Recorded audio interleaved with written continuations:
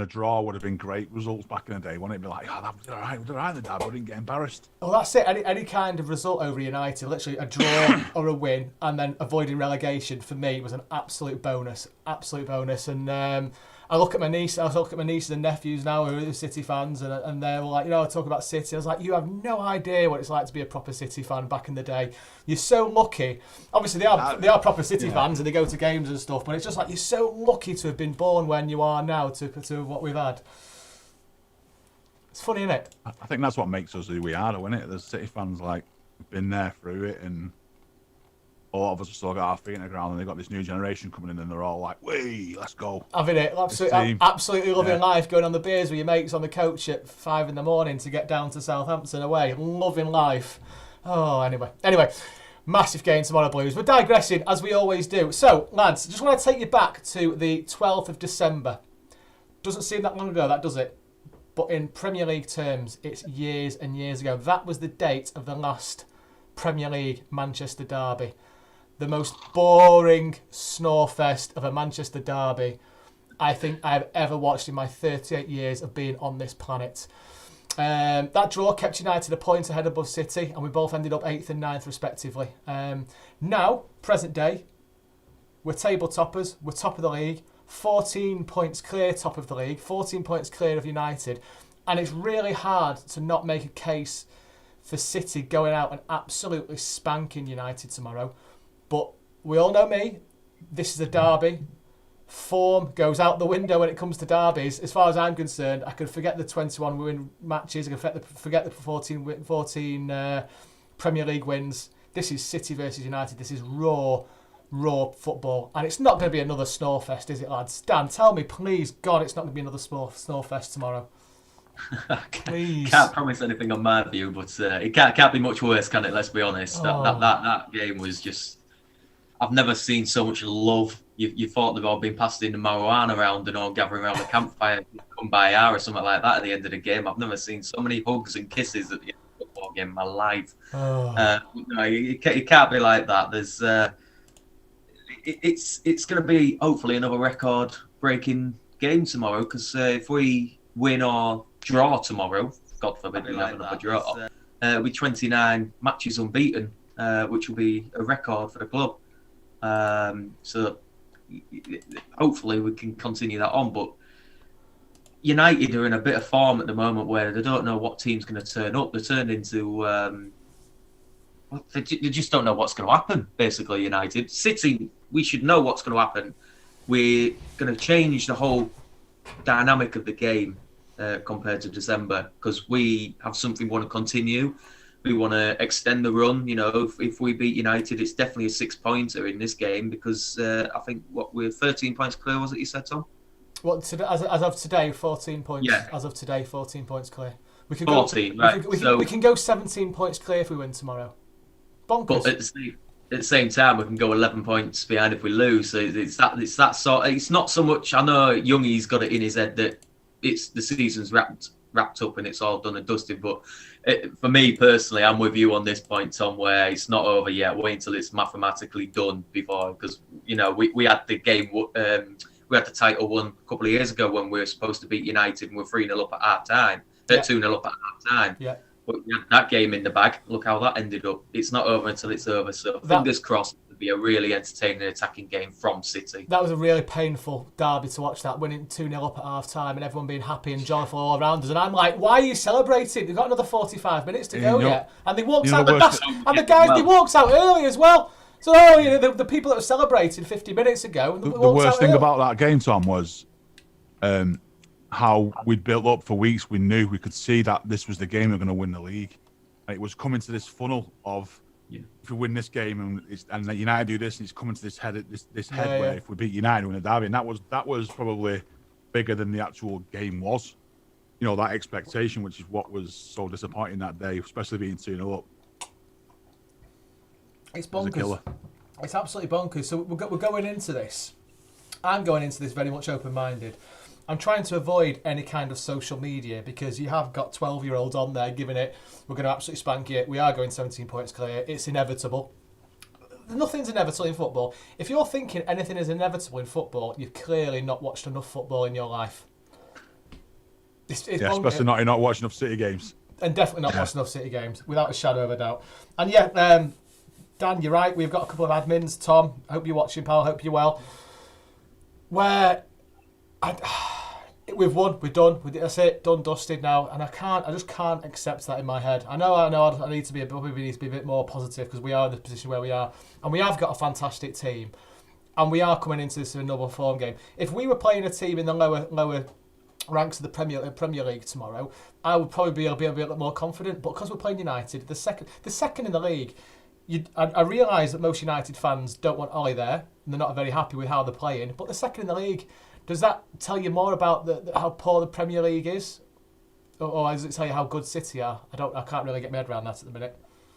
I think it's a case of both really. The standard of the season's been quite crap for a lot of teams, very inconsistent. Whereas we hit some form at the right time and we just haven't stopped, and that we could quite easily have only won half of these games and still quite easily been first. That's up and down the league's been. If we'd only won 7 of these last 14 games, whatever, we would have been. I still think we would have been probably top of the league. That's how poor the league has been, really. Yeah, no, I get that. I do get that. So we're going into this. We'll talk a bit more about the United games shortly, but I've got a couple of topics about that. I'm sure you've seen, Brian, that according to lots of the Premier League fans that don't support City are a boring club to watch. City are a massively boring team to watch, and it's boring City, and how can you support this, and how can you do this? I've got to turn that round on these people and say, surely it's your team that's the boring one, not being able to keep up with what we're doing. Yeah, what's boring about it? Exactly, we play entertaining football, we score loads of goals, we've got some cracking young players, and we've got a charismatic manager who, he's full of it, he gives his opinion, he's lively, you know what I mean? What's boring about it? Sure. I mean, if you're going to be on the devil's advocate side of it, the boring side of things is we don't concede goals, which I think that is kind of what riles teams in it when you're smashing teams and you're not conceding. There's no chance for other teams at the minute, is there? I mean, the other night against Wolves was the closest we've probably been to not winning the game.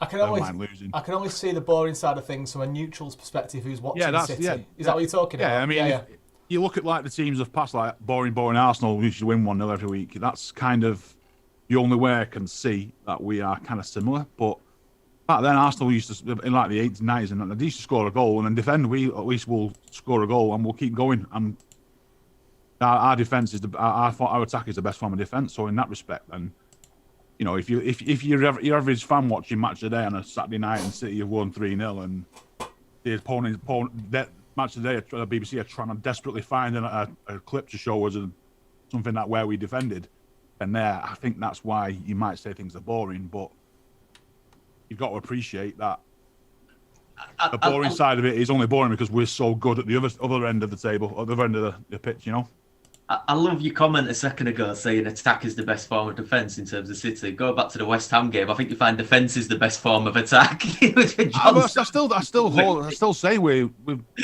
That was my quote. That was my game quote, and you've nicked that. You've pinched that quote. I still think we've not even. The Wolves game was only time we've actually come close to maybe probably going behind and feeling like we're up against it. That was only for like maybe 7 minutes. Yeah, it's a good shot. If that really. And that only broke down to like 2-3 counter-attacks where we was basically a man for man at the back, and that was it really. That's in 17 games, or whatever it is, 14 games. That's to have that only be the defining point of why we might have been losing games is quite strange, really. It's funny because I always remember, my dad does, and he still does now, bless him. He says he's always wanted City to be hated. He's always wanted City to be hated because as he's been to his first cup fight, he's watched City at Wembley 21 times. My dad. That gives you an idea of how long he's been watching City. But his first final was the '56 Cup final, and obviously we had a bit of a barren spell. And he's always said that he wants City's team to be City to be hated, and I never really knew what he meant by that until I got a bit older. Where we've always been the second team, people's second team. Yeah, we was always like, oh, I wonder how City are going. I'm like, that team. Like, yeah. We always had that like. City doing all right. They're not as good as United, but they're doing all right. And now we see all characters this, and stuff. And now we see all this about the oil money and the pure hatred on social media for City. I love it. I absolutely love it. Bring it on. Talk. You can say all day about we've got no fans, founded in 2008, oil money. That gets right into my veins. That I absolutely love it. The more you hate City, the better we're doing. Bring it on. I absolutely love it. Brilliant. Have you ever seen any of that, Dan, in your City life? Well, it's exactly that. You know, we were so much of a neutrals club, weren't we? You know, you got a lot of fans going.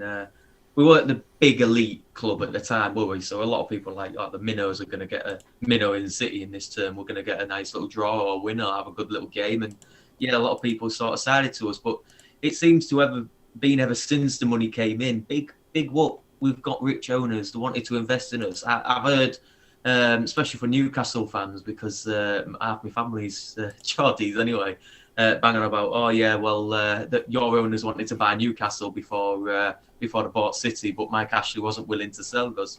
There might be a bit of truth in that, but hey, they came to us, big whoop. You know, they put money into the club, they built an infrastructure, they're redeveloping our area of Manchester around the stadium, build houses, stuff like that. We're becoming a hated club because we're doing things right on and off the pitch across all boards. And yeah, I completely agree with you, Tom, and I agree with your dad. I love being hated because it means it's the proper City fans that love to be hated because we're doing something right that's peeing off other clubs. You know, do you think it's hate or do you think it's envy, Dan? Yeah, it's pure envy more than hate in it, I think. Yeah, because it's definitely jealousy. Barring 3 or 4 teams in the Premier League, a lot of the other teams are like, oh, I hate it. This could have been us, like Newcastle, for instance, or whoever they were looking at before then. You know, all these clubs are like, this could have been us. And then you teams that are like struggling, maybe, like, say, for instance, Crystal Palace, they could have been them. They could have had, I'm just using them as a random example, they could have had the money. They could have then been propelled, you know, and they would have been in a situation. So it comes down to envy because everybody wants to be the best, you know, and everyone dreams of their club. Without this, who knows what could happen? It might have happened another way. It might not. We might have gone down. Who knows? You know, but might not even have a club. Oh yeah, that's what I mean. We might not even be here talking about this today. Oh, we might be, and there might only be 3 of us talking about it, and we're the only 3 fans of the club. But for me, it's all about envy. Everyone wants that money. Everyone wants that ability to push their club further up. And for the diehard fans who've been fans for years, like your dad, Tom, and all that, this is just a bit of reward for them now. You know, to enjoy this. Things can happen. You know, we can win a cup. You can get to the final. You can have a good season where you might finish top 7. You know, that back for us then, that was a thing. You know, to have this happen consistently is like a dream come true for us, and I think that's what a lot of teams and a lot of clubs want. And I think that's why I personally like the way you act, Tom, especially. You know, in games where you're like, you know, pessimistic in me. I don't really want to call this as it is because I know what we've been like in the past. I think that's a good thing still to have about this club. We've still got, pardon the put, older generation of City fans because the newer fans like well, compared to me, I think you've been to quite a few games before I was even born, so put it that way. But no, just especially what we were saying about the new fans coming into it, thinking like it's all been handed to us on a silver plate and what have you. We're winning games, and if we lose one game or draw one game, oh, what the hell's happening? The club's disintegrating. To know where we've come from and how dire straits we were at the point of when our new owners came in, we didn't just get money and throw in and buy Messi and Kaká at the time, and apparently we were going to sign Jesus Christ on top of that, for Christ's sake. You know, it's all that. We built this. We earned this. And to go back to what Brian said, it's a reward for the older generation because we've done it right. That famous quote is always darkest. It's always darkest just before dawn. Yeah. And in terms of City, it was always darkest when Stuart Pearce was in charge for that season. We scored 3 goals in like 45 games or something. That was literally as dark as you could have got as a Premier League before we were taking over, you know. Oh. Good football, though. You know what? I wanted that to work so much as well. I wanted that to work so much. Young English manager, Pearce was a legend in terms of England, one and that, and you could see he had a bit about him, a bit of character, and didn't care what anybody thought. And then, obviously, it's right. We'll move on from this because we need to crack on. One thing is funny. I was having a chat with a couple of United friends of mine and a Liverpool friend over on Twitter last night, and there was there's only one Liverpool fan in there, and I must say there's quite a lot of enjoyment between the United and City fans. about the downfall of Liverpool. And I didn't really get involved in this because I've never wanted to kind of poke a bear because you never know what can come back and bite you in the long run. But I want to put the question to you two. Are you enjoying the downfall of Liverpool? He says with a smile on his face. 100%. It's just, I think that I like Liverpool as a club. I like the team Liverpool have got. I don't mind Jurgen Klopp. I just can't stand the fans. The fans are the most deluded people you will ever come across in football. It's like I put a post on our page yesterday. There was a fan on TalkSport the day before yesterday blaming the background of the stadium, you know, the covers over the seats, because the players couldn't see each other. Your team's just crap this year. That's what it comes down to. We were the same last year, and we rebuilt it. We didn't moan. You know, we got a lot of abuse, saying all this money spent, and they still can't win the Champions League and all that rubbish. You just rubbish this year. Just accept it. Stop making excuses. And the more excuses they make, the more it's funny, because the excuses are just building up, and the more excuses they come, the more ridiculous they come. Yeah, because if they just sat there and went, yeah, we shit, deal with it. Well, no, City were crap last year. It happens. It's a cycle. Get over it.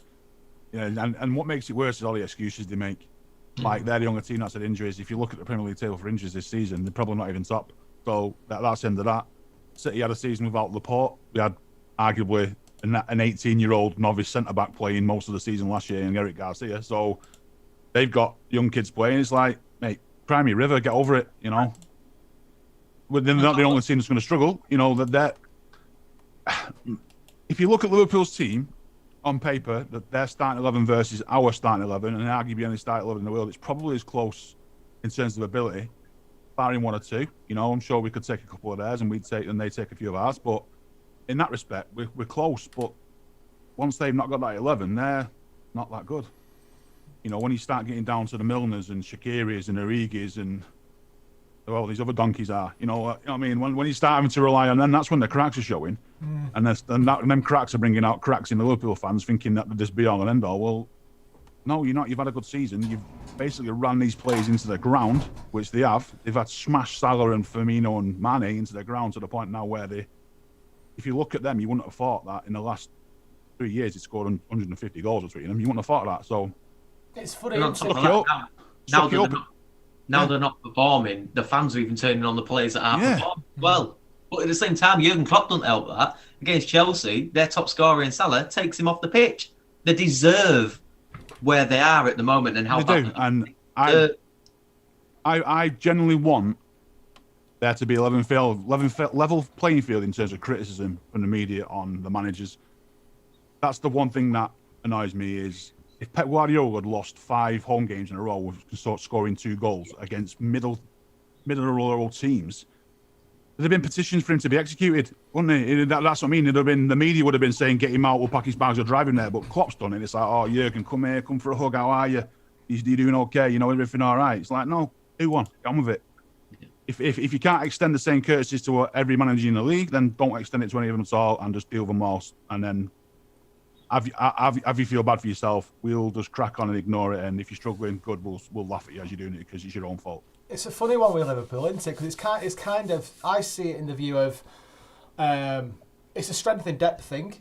City are very, very lucky to have been able to go out and buy very well, in my opinion.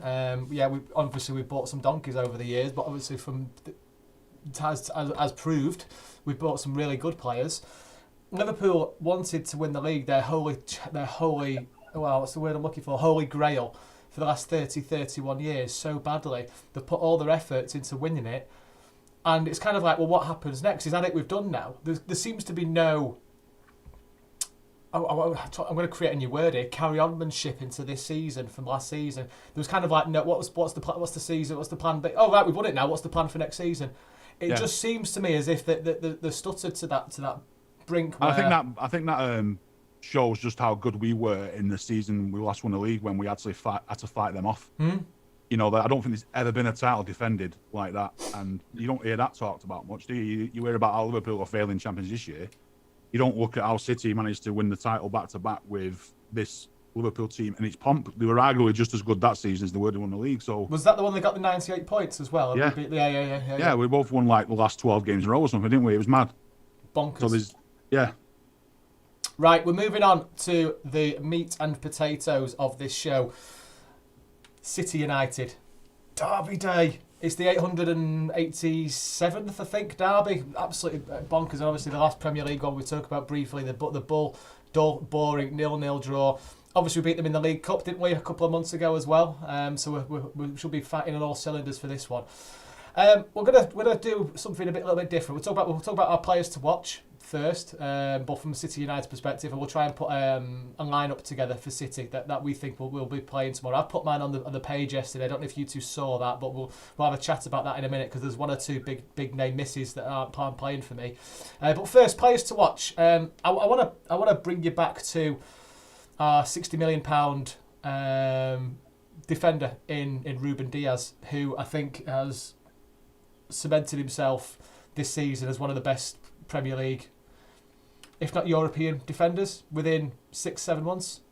Does done fantastically well. But one player that I don't think we've given enough credit to is John Stones.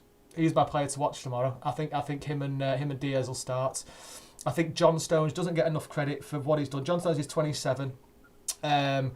It almost seems to everybody looking in that Ruben Diaz has come in and put his arm around John Stones and said, right, okay, we'll work together. Whereas I think it's the other way around. I genuinely think John Stones needs to have a lot of praise and credit for putting his arm around Ruben Diaz and them two working together as well as they are. I don't think it's just one-way traffic. I think we all know that John Stones had it in him to do really well as a footballer.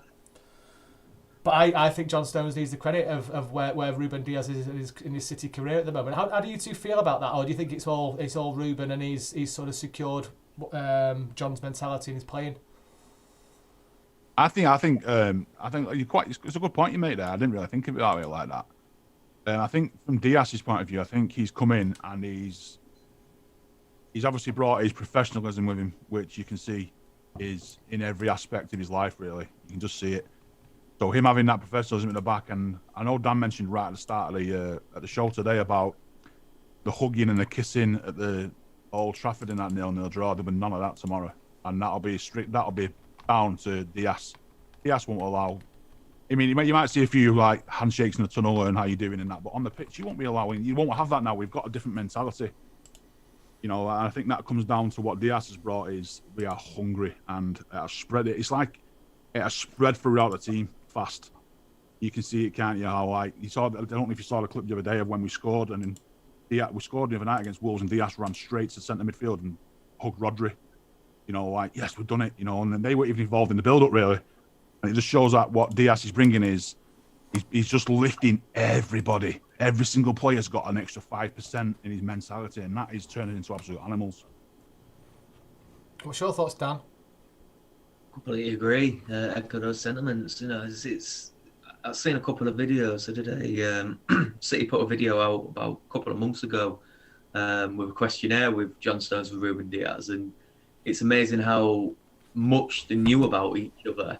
And they've only been sort of centre-back partnership for a couple of months at a time, and they say they have a real good cohesion on and off the pitch, and I think we're starting to see that. But a lot of credit does have to go to Ruben Diaz. I think just that confidence in the back line has helped John Stones as well, knowing that he can now express himself without having to worry about the defence himself. Because if you think about it, he's had Nicolas Otamendi. Yes, Nicolas Otamendi was a great servant to the club, and Laporte was out injured for a lot of last year. We only really had John Stones, but even he was out for a lot of the period last year because of injury and lack of good form. Take injury aside, if you put form into the mix, of course you're not going to play well when you've got to worry about the back line if you can't trust Otamendi, because if Otamendi is the last man, you're either going to have a red card, a penalty, or a goal. Like that tend to be the outcome of him in the back line. No disrespect to him, but in that order as well. You are in that order most of the time as well. Yeah, exactly. And I don't think he was allowed to express himself as a defender. Compared to when he had the likes of Vincent Kompany in the early days when he first started, just sort of saw snippets of Stones come in. Now, the biggest credit I can give to John Stones is the maturity about him. He did the Zinchenko style of thing where he had the option to go. He had the option to go out on loan to Leeds at the beginning of the season. Arsenal were coming into it, I think. and he was going for little money as well. So you could sort of see City were potentially allowing him to go for a factor of what we bought him for, just to get him out of the club. And that mentality that he's come back in and built up a partnership with Laporte as well, you have to say. Those three now, and hopefully Ake, when he comes back in the future, will reside around what John Stones has done at this club. You know, you're not dead and buried until you're dead and buried at this club. You will always have your chance. And John Stones has taken that with that maturity, with that professionalism, extended his game, built up a great partnership, and is now, because he's got that figment of Ruben Diaz who stays back, he's allowed to press forward and do the proper defending that we all knew he could. And full credit to him on that front. Yeah, I think that last point you make there is he knows now that he isn't the sole owner of the defence. You know what I mean? He knows that there is another, maybe a little small fallback there if he steps out a bit. He knows like he's not got the whole defence on his shoulders. He knows there is somebody else on there who's his equal that can potentially fill in for a mistake if there was ever one. But you know this was there. Whereas before, if John Stones made a mistake, there was literally nothing to stop it. We're going in really, and now we have that extra level of security. And long may it continue. I think this is a good enough time, lads. Have you two got any players you think I should be watching tomorrow? Any who are going to be our men of the matches tomorrow? I think Cancelo could be a good shout. But what do you two think? Go on, Dan, I'll let you go. I think Mahrez is a shout. Oh yeah, go on, yeah, Mahrez. That's what I was going to say. He has to be. You know, he still gets a lot of grief. You know, I think it's just more joking wise to his fan base now. You know, the typical, you know, it's just all the Algerians that like him and what have you. But it's not the case. He the past few games he's really stepped up his performance, and I hope he's able to do that on the big stage against United as well tomorrow. I would personally pick him on the right side. It's going to be a lot of disrespect to him, but I kind of hope it's not Foden out on the left, and I do hope it's Sterling. I think Sterling's just on the edge of finding some really good run of form. He's certainly picking up his game. I mentioned it to you, Tom, a couple of games ago, where he's now getting that belief and confidence when he runs at defence rather than stops the play. There's so much confidence and more close to 100% chance that he'll beat those first two players and getting on goal, or at least set something up. So I think Sterling and Mahrez are me. If those two start tomorrow, they're the ones to keep an eye out for. I've absolutely battered Mahrez on this show since I started. I have murdered him every week. I really have, and I'll stand here and say I murdered him for the right reasons. You know, he was poor, he looked lazy, he looked disinterested. The games didn't start, he came as a sub, you might as well not. He might as well came on a pitch and ran straight off the other end and come back round and sat back down. You know, that's how bad he was at times. And all I've ever wanted is some consistency, because I knew it was in the locker, we knew it was there, we knew he could play, we knew he had the skills, but it was so frustrating to see him like a 2-minute spell in a game when you know he could do it. Now the last month he's been doing it, and this is what I've been crying out for. Please just give us some consistency. And now he's doing it, and he's arguably been one of our best players this last month. He's up there, isn't he? And this is what I wanted, and I'll happily hold my hands up and say, mate, if you've watched the show, I'm sorry, but please don't take it to heart. I just wanted the best, and if he's gonna keep producing this is why we paid the money for him. This is what we've all been wanting, and if he turns up in any kind of form of what he has been the last month or so, he's going to be one hell of a tough time for United at the back. Well said. Right, let's move on. Just a quick note from one of our show sponsors. We have a new shirt that is live on our Facebook page, a Ferran Torres one. One for the future, Ferran. He's not in my starting lineup tomorrow. He's definitely on the bench, and I think he could be a big impact player tomorrow. And definitely one we'll be putting the shirt on for. $4.95 ticket, with 99 tickets available for that, and I think they're 50% sold already. So if you want to get in on that early, it's a cracking little shirt with like lights and things like that. So get on that if you can. For me, Torres on the bench tomorrow, no question about that. I believe Ake is back fit now. Will Mendy get on the bench this time? He wasn't on the bench the other day, was he? Dan shaking his head. No, I'm thinking the same as well, pal. I'm going to run through my team with you two lads, and I want you to try and pick it apart if that's okay, and I'll try and give you a bit of reasoning. 95% of it sells itself. I think there's just one position that we're not short about. So for me, I'm starting off with Ederson in net. No. Left back, I'm going Cancelo, Diaz, Walker and Stones. In midfield, I've gone for Bernardo, Rodri, Gundogan. And this is the tricky one for me. Up front, I've gone for Mahrez, Sterling, and I'm putting De Bruyne in the false 9 position. So that's the team I'm going with. The obvious people that are missing out on that, Jesus, Foden. So I'll get your thoughts on my team, lads, and what you think for the Manchester derby, and what teams or formations would you play? I think, mate, that is the team I would go with. I think it'll be the false 9. As good as Jesus has been, I think we know we can cause more problems with a false 9 than we have a genuine number 9 at the moment, especially because having De Bruyne, having basically 4 world-class central midfielders on the pitch at once in that position there, it just won't be a handle. And you'll probably, as much as De Bruyne might play in that position, you might generally see Mahrez in there more and Gundogan in there more, and that's just going to ruin their defence, really. If I was to say anything in terms of changing that, I think for me, you might see Zinchenko play over Walker. That would be the only change I would make. That's an interesting one. If there was one, that would be the only change. So that's just for pure balance and having Cancelo back in that right midfield role, really, and that is the only reason why I would do that. My only concern tomorrow is we're going to move on to United's threat is Wan-Bissaka down the wings, Luke Shaw down the wings as well. I think Luke Shaw has arguably been probably the best left back in the country this season, in my opinion.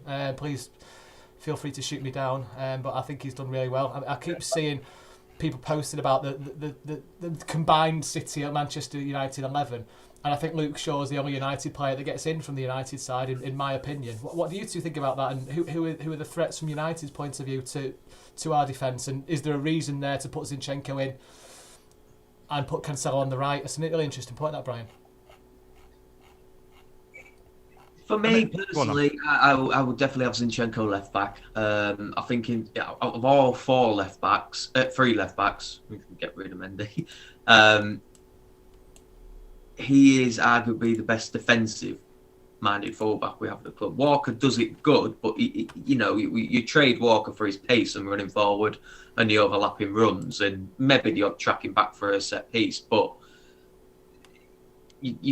United have that fixed front 3 for me. If Cavani plays, he's sent Rashford's out on the left, and you either have Greenwood or James out on the right. They've all got a lot of pace back, Cavani obviously, but Martial can fill in there. City are going to be deeper. I think that's a given. We're going to have to play deeper because of the pace of United. Not taking anything away from our defence, we just have to. We've got pace to get up there, and their defence is slow depending on who plays. Maguire isn't quick. Lindelof isn't quick. We're going to have to sit off deeper, and I think for that game, I would personally not even have Cancelo in it. I would have Walker on the right, Zinchenko on the left, because I would definitely 100% later on in the game bring Cancelo in as an effective player over either Zinchenko or Walker, one of the two, probably even Walker in this point, because at that point United are going to be more out there depending on how the game goes. And I think having that ability of Cancelo to drop in midfield and add an extra man in midfield and then play a back 3, Zinchenko for me plays better in a back 3 out of those 3 fullbacks that allow City to move out and play more expansive football in midfield. So I think that's the only reason I'd go for Zinchenko and Walker and then bring Cancelo in personally. That's really interesting, Dan. And there's not many people I've spoken to that would drop Cancelo at the minute. He's one of the first names in the team sheet. That'll really get some tongues wagging, that will, pal. Crikey. What do you think, Brian? Yeah, you make a great point there, Dan. I just think, I think Cancelo is in the form of his life, and he does a lot of stuff Kyle Walker does, bar at a bit of pace, and he's got a lot more going forward for me. So for that reason, I keep him. But like you said about Luke Shaw, he's been their best player. However, didn't he get a knock-in midweek or something? So he's probably a doubt for them. They're gonna set up, excuse me, to counter-attack. That's all they've got, because believe it or not, and I can't understand how this is still the case. United are 20 games unbeaten away from home. Mm-hmm. I just don't see how they've managed to pull that off with the standard of football they've got. Really, it just shows this quite solid defensively. So they'll be coming to get a draw. They will not want to give anything away.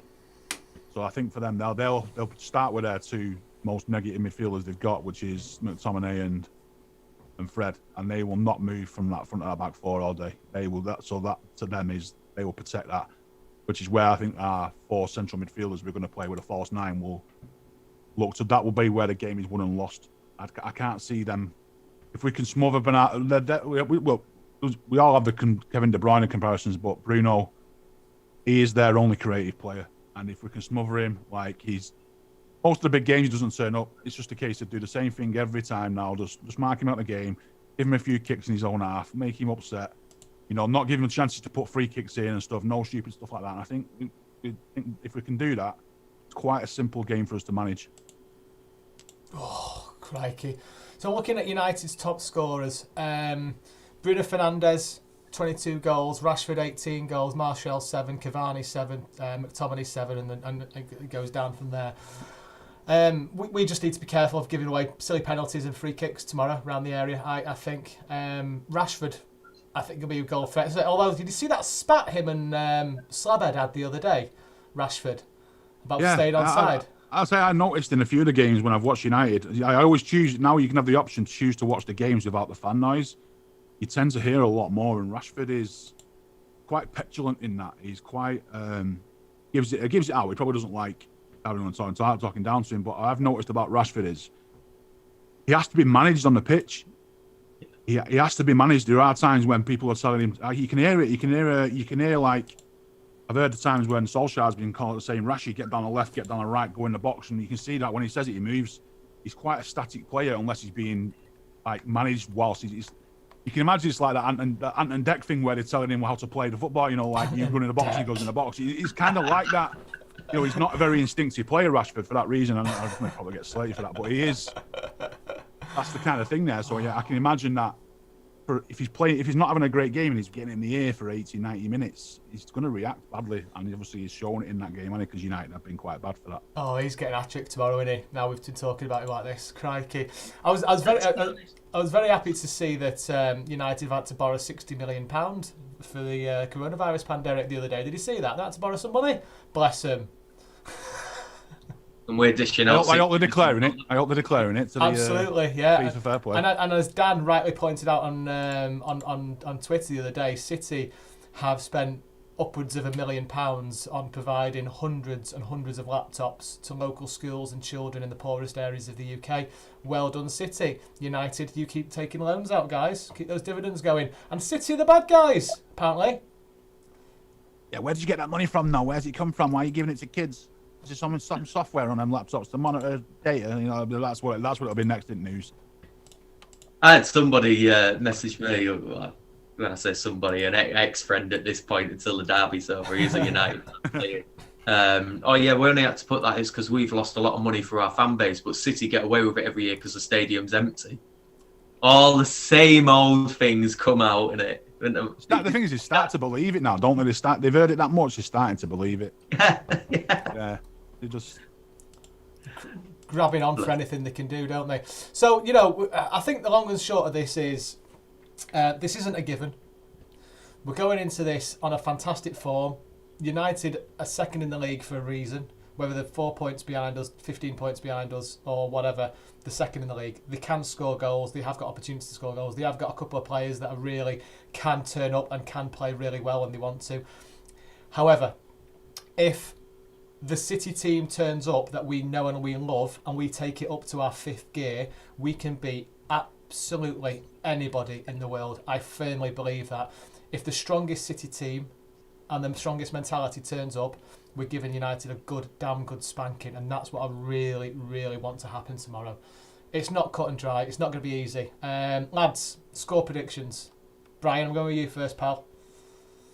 Just want to quickly add something before I say score prediction about Ruben Dias. Of course. Tomorrow will be the day when we find out just how good of a player he is, because he's going to be coming up against one of the best European centre forwards of the last 8 years, Cavani. This will be his toughest test as a centre back, because he's not really had this old school number 9 who will just do nothing but running behind him all day and physical. So for me, that's the one to watch tomorrow. What a good shout that is. Yeah, really good point, pal. My prediction. I think I can't see it being like the boy 0-0. I think it's going to be I'm gonna say 3-0, and I'm gonna say it's gonna be quite comfortable in the end. But I think it'll be probably 0-0 at half time, and I think we'll just come out in the second half, and we'll just do what we do to most teams, just pass them to death. And they've got mistakes now, so we'll just pass them to death, keep it tight at the back, keep a lot of the ball, knock them out of their shape, and just stroll to a 3-0. Daniel?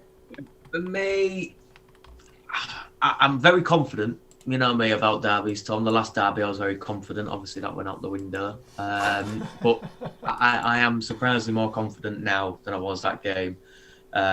Saying that, I'm going to slap myself in the face with a salmon here. I do see us conceding, but I only see us conceding once. But I completely agree with what Brian said. The second half is when we turn it on, and we'll turn it on. So I'm going to go for a 3-1 win. I'm not predicting it. We know that. I'm not touching that with a barge pole. I've said my piece. If we turn up, we'll beat them. I'm more than happy with that. It just depends what City team turns up for me. So we go into it. We go into it confident. We're at home.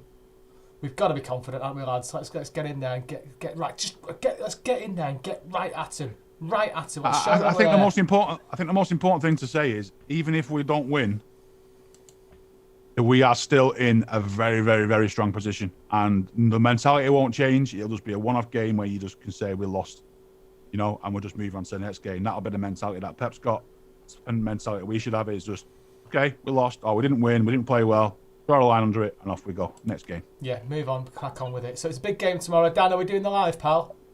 Yeah, just want to add one more point about the game.